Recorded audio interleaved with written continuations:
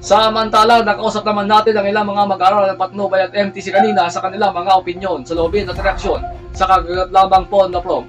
Halina't subaybayan. Ano pong reaction nyo sa kaganapan ngayon? Sobrang saya po, idol. Sige, thank you. Ano pong reaction nyo sa kaganapan ngayon? Wala, masaya lang naman. Kasi naging successful event and yung lahat ng paghihirap ng mga teachers, especially SSGs, na-appreciate natin lahat. Mga naging worth it yung effort. Sige, thank you. Ano pong masasabi nyo sa kaganapan ngayon? Ano pong masasabi nyo sa kaganapan ngayon?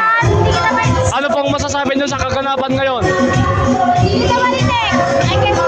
Ano po yung masasabi nyo sa kaganapan ngayon? Masaya, okay lang.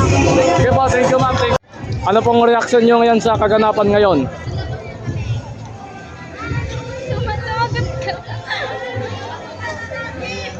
Good. Good lang? Fun. Sige, thank you. Reaction nyo sa kaganapan ngayon? Ano po? Ano po ang inyong reaksyon sa kaganapan ngayon? Masaya po, masaya. Masaya? Ayos lang ba ang GS Prom? Enjoyment na ramdaman namin. Maraming salamat sa pagpapaunlak. Mga kabalitaan sa kasalukuyan po, tapos na po ang JS Pro. Ano na po sa kamalang palang natin. Ay nagsiuwi na po sa mga oras na ito dahil sila po ay nakalap na po ngayon ang kanilang mga kulang dahil hindi po sila pwedeng magpas. At meron po naglakupan ng pamalaan ng bayan ng Nabaleta. At samantalang kailangan mag-comply na sa mga patakaran ng pamalaan. Tawag muna magpapagabi.